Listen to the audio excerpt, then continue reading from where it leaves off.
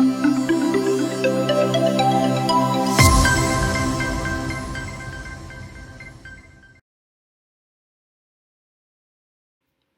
and welcome to Daily News Simplified, an easy and smart way of covering the newspaper for the civil service examination.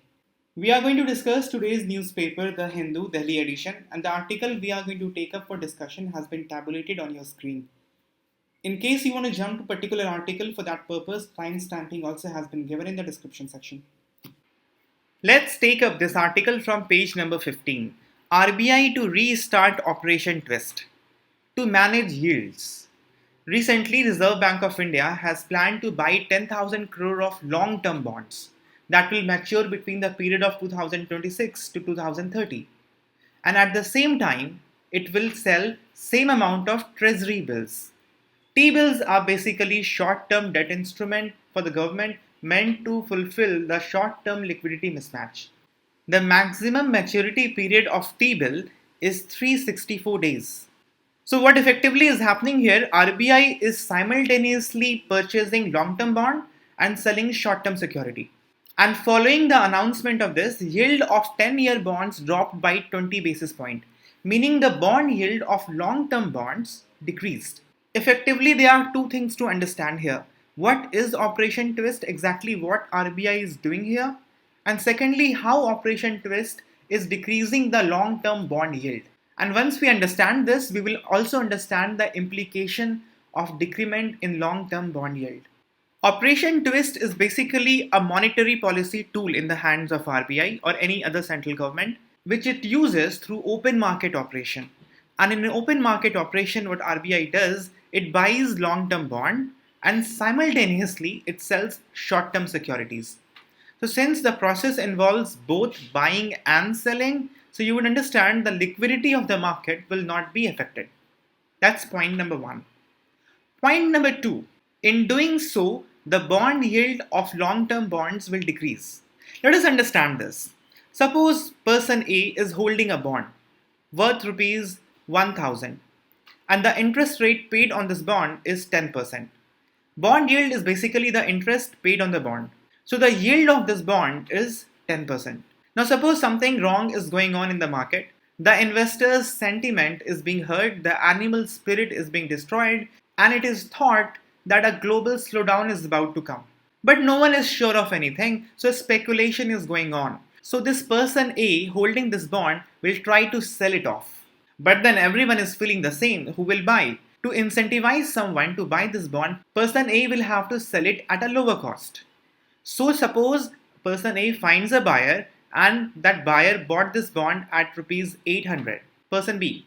But person B will still get rupees 100 as interest as was promised in the original bond. So 10% of 1000 is 100. Interest paid to person B will still be rupees 100 because issuer of bond do not know what went on between A and B. The issuer of bond only knows that the principal amount is rupees 1000 and 10% interest has to be paid.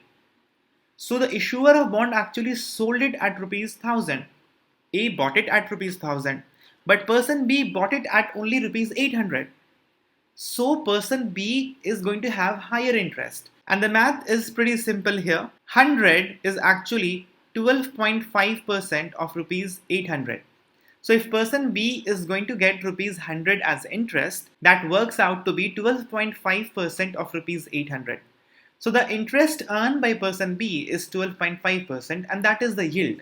So the yield of the bond has increased.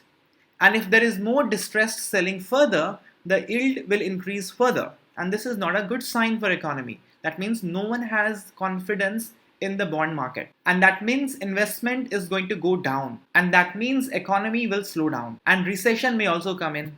But RBI won't want that. Any central bank won't want that. So in this case, what RBI will do, RBI will start to purchase these bonds. If RBI is purchasing these bonds, then obviously confidence will be higher and people will like to sell to RBI because RBI is not going to default. See, person A sold to person B because he was not sure of the return. But if RBI is buying, that means person A will be definitely sure of the return. So person A will start to sell this bond to RBI. And if RBI is purchasing, then everyone will like to sell to RBI. So in the secondary market, what will happen is maybe there's a person C, and person C will also like to invest, and person C will like to sell it to RBI. But there will be only few bonds in the market, and everyone will like to get hold of those bonds and sell to RBI. So maybe person C wants the bond, and person C will be sold the bond only at elevated price, because when the demand of the bond increases, the price will also increase. So now the person A might sell to person C if he's holding more bonds at rupees 1200, and person C will buy it at rupees 1200 and sell it to RBI. But the interest is not going to change. So person C still will get only rupees 100 as interest, which was promised as 10% of 1000. But now if you see, for person C, the principal amount is rupees 1200. And if you work out the math, 100 is 8.3% of 1200. So the interest that C is earning is only 8.3%. So in this case, yield has decreased. And if yield is decreasing, that means bond market is stabilizing. That means the demand for the bond is increasing. And hence people are settling even for lower interest. That means the bond market is robust, it's performing very good. So one thing now you understand, if RBI is buying long-term bond, it is bound to decrease the yield. Now hold on with me for a few seconds and you will reach to a very important conclusion. What overall has happened is interest rate in the bond market has decreased. You will agree to that? What effectively C has done is, C has invested some money given to A and is earning an interest of 8.3%. So C is happy with 8.3%. Suppose C has more money. So C will still give money to people, maybe a corporate, at 8.3%. You agree? Because C has settled for 8.3%. C is happy with that. Now suppose there is a corporate and there is bank. Corporate goes to bank and bank offers to give money at 10%. So the corporate will come to the secondary market, and from people like C, corporate will take the money at 8.3%. In this case, bank cannot sustain the loan at 10%. Bank has to decrease the interest rate on long-term loan and will have to come at par of the bond market interest rate, because simply no one will go to the bank if the interest rate of commercial banks are higher than the bond yield. So bank will have to decrease their interest rate. That means it becomes a very powerful tool in the hands of the RBI for monetary policy transmission. Recently, RBI has been struggling. RBI has decreased the repo rate, but corresponding decrement in the interest rate by commercial banks to the borrower were not passed off. So in that context, RBI has been using Operation Twist also with the intention of a monetary policy tool to ensure monetary policy transmission. So far the story is, if RBI carries out open market operation, buying long-term loans and simultaneously selling short-term securities, then the yield of the long-term security will decrease. This we have understood here. And when this happens, then the monetary policy transmission will also happen. So this is what it is. You do open market operation, the long-term bond yield decrease. With this, monetary transmission happens. Now, if monetary transmission happens, you will understand that will have far and wide effect on economy. One is that the long-term loan will become less expensive for customers. Consumption and expenditure will increase. So the loans can become more viable for homes, cars, housing, real estate, infrastructure, etc., etc. So economy will be on the run. And at the same time, the corporates that were struggling to take loan can get cheaper credit. But there is one more very important thing to understand. If the bond market interest rate decrease, then government will be the most important beneficiary, because government releases long-term bond in the market to finance infrastructure projects. And if the interest rate goes down, the interest paid by the government will also decrease. So financing for its expenditure will become more viable and sustainable. In fact, this was one of the main strategy with which RBI started Operation Twist in last December. The budget was to be presented on 1st of Feb. And because of increased expenditure, it was expected that government will do borrowing. It was a smart preemptive step taken by the RBI to decrease the bond yield, the interest in the bond market. So this captures the aim and the benefit of Operation Twist. There is another article on page number 15, Repo auction gets poor response. Recently, RBI came up with targeted long-term repo operation 2.0. The first one was quite successful. This one didn't quite pull off. RBI could give out only 50% of the notified amount to the banks. First of all, let us understand what this targeted long-term repo operation is, and then we'll try and understand why this didn't work out this time. Targeted long-term repo operation is a special kind of repo operation. But what is repo operation? Repo operation is a kind of liquidity adjustment facility given by RBI to the banks, meaning whenever the banks have short-term liquidity mismatch, it can go to RBI and ask for money by depositing some government security. Repo means repurchase option. So banks have to buy the government security back from the RBI at higher amount. Overall, the bank will be giving money to the RBI. That will be the cost of the fund given to the bank. But repo operation is carried out for short period, 1 to few days. It can go, however, up till 28 days. Long-term repo operation is when RBI gives money to the banks at repo rate for a longer period. Giving long-term fund at repo rate is significant. It will flush the bank with cash. The cost of the fund will be low, and it will be expected that the bank transmit this benefit to the customer. The interest on the loan will decrease, the consumption will increase, and economy will be on roll. That is the idea of long-term repo operation. The importance of long-term repo operation is that you do monetary policy transmission without changing your policy rate. So you don't change your repo rate, but you start giving funds for longer term at repo rate. And targeted long-term repo operation would be long-term repo operation, but this will not be open for all. The cash that bank has got from RBI, the bank cannot utilize anywhere. Bank cannot start lending to any corporate, any business house. That will be to the sector that RBI and bank has agreed upon under the terms and condition of targeted long-term repo operation. For example, this one was done for non-banking financial companies and microfinancial institutions. So the condition imposed was whatever money you are going to take under this facility of long-term repo operation, 50% of that you have to invest on NBFC and microfinancial institutions. So that becomes targeted long-term repo operation. Question is, why RBI is doing all this? Ever since IL&FS scam happened, NBFC is in financial distress and banks don't want to lend to them. Presently, there are two kinds of efforts that are being taken to persuade the bank, to nudge the bank to lend to NBFC. One, as we saw above, is to flush the bank with cash, but only on condition you can use the full cash only if you give half cash to NBFC. So there is a risk with this half that bank will be investing in NBFC, but the bright side is they're also getting the other half and the cost of this fund is very low. So banks can manage its business smartly so that overall they still will be profitable even after accounting for the risk in lending to the NBFC. The other way is to persuade the bank to lend to NBFC, saying that if at all there's going to be a default, I will share the loss. That is called as Partial Credit Guarantee Fund Scheme. Partial Credit Guarantee Fund Scheme, this is taken by Government of India. Targeted long-term repo operation, this is taken by RBI. Presently, Government of India has announced to share the risk of 10%. Meaning in case of a default, 10% of the credit will be paid back by government to the banks. Rest have to be borne by the bank themselves.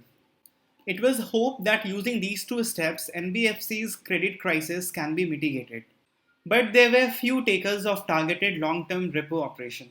Because there is very low confidence in NBFC and giving credit without credit guarantee is very difficult for the bank. So now it is suggested that what seems to be more viable is Partial Credit Guarantee Fund Scheme, and this can be reworked. Maybe the credit guarantee can be increased from 10% to even higher so that the liquidity crunch of NBFC to a certain extent can be mitigated. To summarize it, long-term repo operation is a tool under which the central bank provides long-term money of around 1 year to 3 years at repo rate, which is much lower. When long-term funds are provided at repo rate, two things happen to the bank immediately. One is they get cash rich, it enhances their liquidity, and the other, the cost of fund falls. So the bank can afford to decrease the interest rate despite the deposit interest rate not decreasing. Bank can continue to give high deposit interest rate to the depositors, and yet it can decrease the interest rate, the credit that it gives out. When this happens, borrowers will be in better position to take the credit. Their consumption will increase. Long-term expenditure like housing, cars, infrastructure projects, that will increase.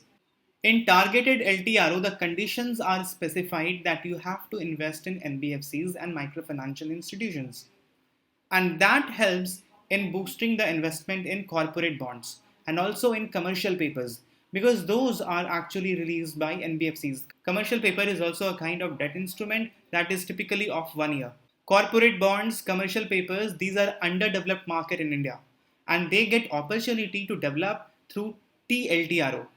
The interest rate of commercial papers are very high, very high, because commercial papers are released by those corporates which are not being lended by bank. So as a last resort, they have to come with commercial paper, and people buying commercial paper have to be incentivized, and that is why the interest rate is very high.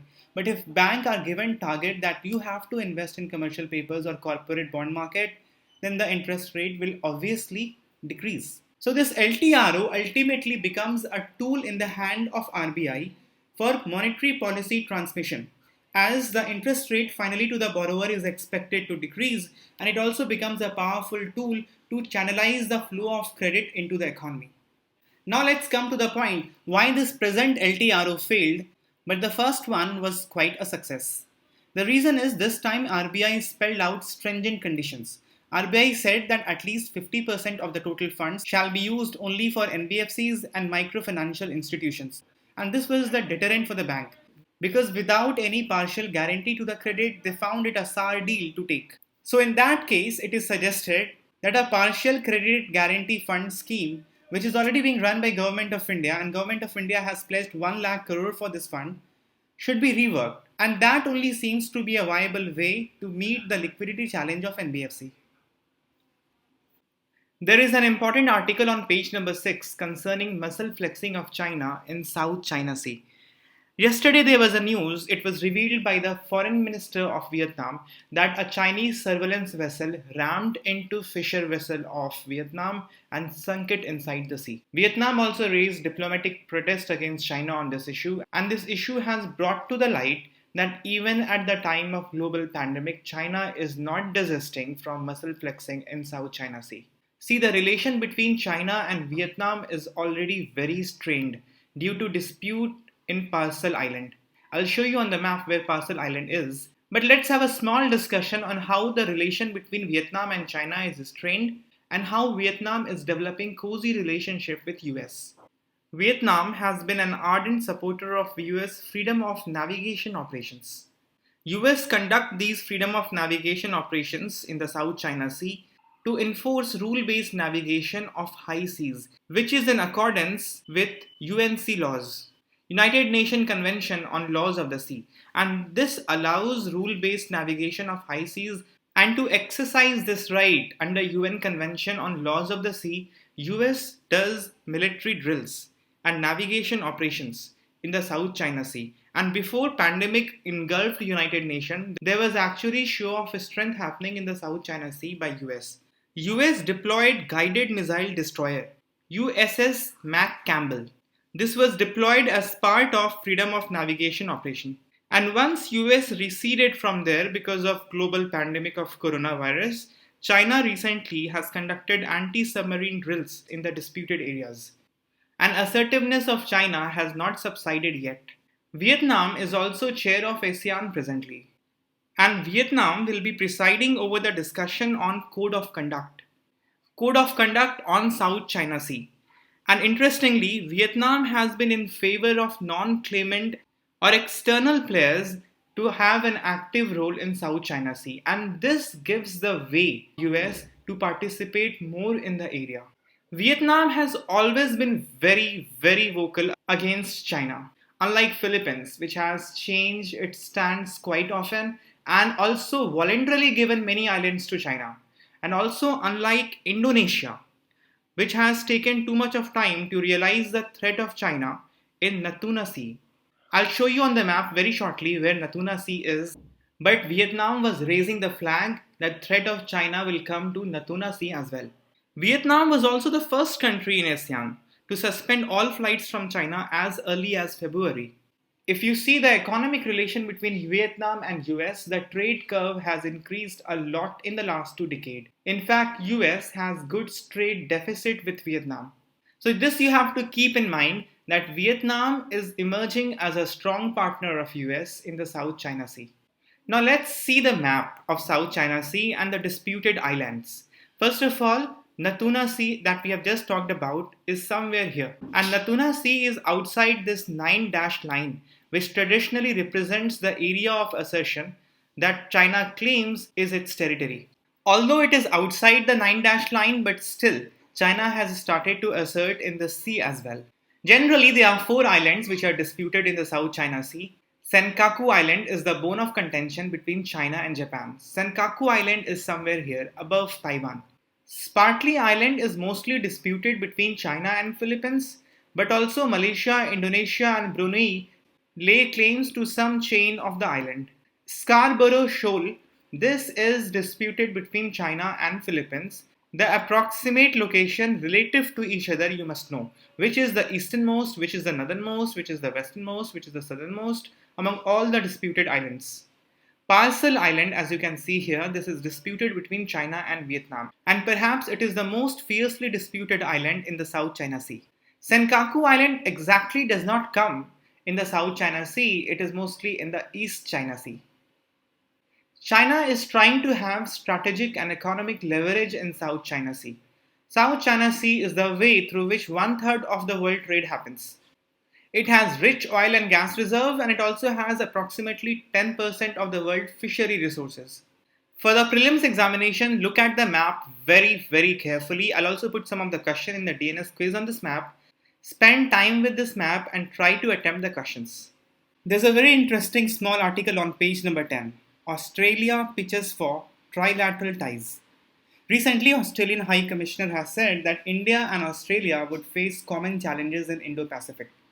He called for greater cooperation among India, Australia and Indonesia. There's one theory going on since some time that India, Indonesia and Australia are natural allies in the Indo-Pacific region and they anchor strategically in the region, and hence they should ally with each other. But irony is the bilateral relation between any 2 countries out of these 3 is very lukewarm. So let us inquire a little bit as to whether this trilateral relation can become a reality or not, and how far the bilateral relationship has gone between 2 countries, which is quintessential for a trilateral relationship. If you look in the map, the positioning of these 3 countries look very strategic. If you look at Indonesia, it is part of a Strait of Malacca. It is straddling between South China Sea and Indian Ocean, and also Pacific Ocean and Indian Ocean. Australia is a connect for India from Indian Ocean to South Pacific Ocean. And India, Indonesia and Australia forms a continuum from Northern Hemisphere to Southern Hemisphere. Also, Indonesia is very close to Andaman and Nicobar Island. These 3 countries are also great democracies of present time. Looking at the map, you can see they are anchoring very strategically in the Indo-Pacific region. And hence there is a case for a trilateral alliance. But any alliance is based on convergence of goal and vision. Incidentally, all 3 nations have vision for Indo-Pacific region. India recently formulated its vision on Indo-Pacific region in the ASEAN Summit, and that is called as Indo-Pacific Ocean Initiative, based on safety, security and stability of the maritime domain in the region. But the details of it has not been spelled out, but this is very important thing you should take note of for International Relations section of GS Paper 2. India already has spelled out SAGAR, Security and Growth for All in the Region vision. This is for Indian Ocean. And connecting from Indian Ocean to Pacific Ocean, we have Act East policy, and we have cooperation among the countries through East Asia Summit and Pacific Island countries. India has always seen ASEAN as the connecting link from Indian Ocean to the Pacific Ocean. So this crisply summarizes India's vision for Indo-Pacific region. Indonesia in 2009 has also formulated its own vision, which is called as ASEAN Outlook on Indo-Pacific.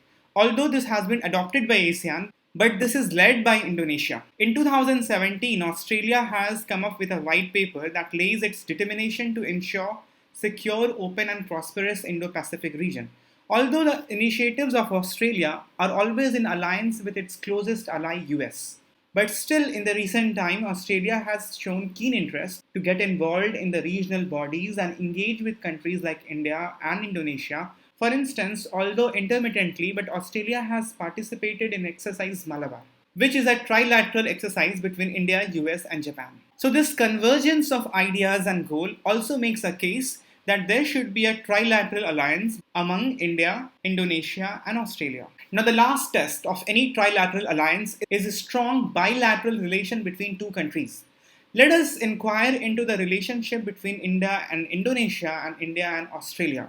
First and foremost, as we have mentioned before, our Andaman and Nicobar Island are very close and they share maritime boundaries with islands of Indonesia. Also, there is brisk trade between Andaman and Nicobar and Indonesia. India and Indonesia have been among the 5 founding members of non-aligned movement. They are also members of G20, they are also members of East Asia Summit. There is strong engagement of these two countries at global forum. Indonesia has its problem in China, and island dispute is just one of them. India also has issues with China's expansionism in Indian Ocean. India and Indonesia share same geostrategic concern vis-a-vis China. India has free trade agreement with ASEAN, of which Indonesia is a prominent member. Both India and Indonesia are world largest democracies, and both nations have world largest Muslim population. India has been more considerate to Indonesia towards import of palm oil. And presently, after the skirmish between India and Malaysia regarding palm oil export from Indonesia to India has surpassed that of Malaysia. Indonesia also have been considerate, and Indonesia recently has agreed to import basmati rice to check the balance of trade tilted towards Indonesia. Indonesia has given access to India to construct its Sabang port and also the exclusive economic zone around that port. And with this, the engagement between India and Indonesia has become very strategic in the region. Although the trade is not very brisk, either between India and Indonesia or India and Australia, but the engagement is very deep. From 2017, Australia supplies uranium to India. This despite the fact that India is not the signatory to NPT. And India is the only nation that gets uranium from Australia despite not being the signatory to NPT. India and Australia has a strategic research fund of 100 million. There's a joint naval exercise called as Aussie Index. And there's a joint military exercise called as Austra-Hind. In 2017, Australia came up with a white paper for its foreign policy. And in that white paper, India was declared as the front rank of Australia's international partnership. And India was declared to be on par with US, Japan, Indonesia, and China. India and Australia are part of Quad Group, the other two being Japan and US. For more engagement of trade and reducing the custom duty by each country is under discussion. Although comprehensive economic cooperation agreement between Australia and Indonesia has already been signed. And the China's expansionist tendency is also a concern for Australia in the Pacific Ocean, so is for India in the Indian Ocean. So if you see here, the bilateral engagement between the countries are not bad. Even between Australia and Indonesia are not bad. But this is not to the extent of a close ally. And the trade nowhere comes even close. So although engagement is there to keep up the relation lively and jolly, very lively and warm, it needs to be upgraded. There is perhaps only one regional platform where all three countries come together, and that is Indian Ocean Rim Association. And there are 22 countries in Indian Ocean Rim Association. So engagement between these three countries is not very close even in this organization. So looking at the potential and already existing ties among these three countries, there is a strong case that a trilateral alliance can come up among India, Australia, and Indonesia. Now you will have to do a little bit of brainstorming and you will have to tell me what perhaps can be done to elevate the relationship among these three countries and what will be the barrier that one have to cross in order to make the relationship strategic among these three countries. We have come to the end of the discussion for today, and I really hope you'll have good time solving DNS quiz today. I have made some really good questions, so have fun. Before we wrap it up, let's take question of the day. The answer to previous year's question of the day is option number A. The first statement, fair and remunerative price for sugarcane are announced under Essential Commodities Act 1955. This is a factual statement. This is correct. Second statement is Commission for Agricultural Cost and Prices decides the fair remunerative price for sugarcane. This is incorrect. The recommendation of this body is duly taken into account, but ultimately it's the Cabinet Committee which decides on the issue. That makes statement 2 incorrect, and that makes option A as correct. Coming to today's question of the day, recently RBI has carried out special open market operation dubbed as Operation Twist. Which of the following best characterizes Operation Twist? Buying dollars from the market and simultaneously selling short-term securities, buying dollars from the market and simultaneously selling long-term securities, buying long-term bonds and simultaneously selling short-term securities, or buying short-term bonds and simultaneously selling long-term securities. With this, we end. Goodbye and take care.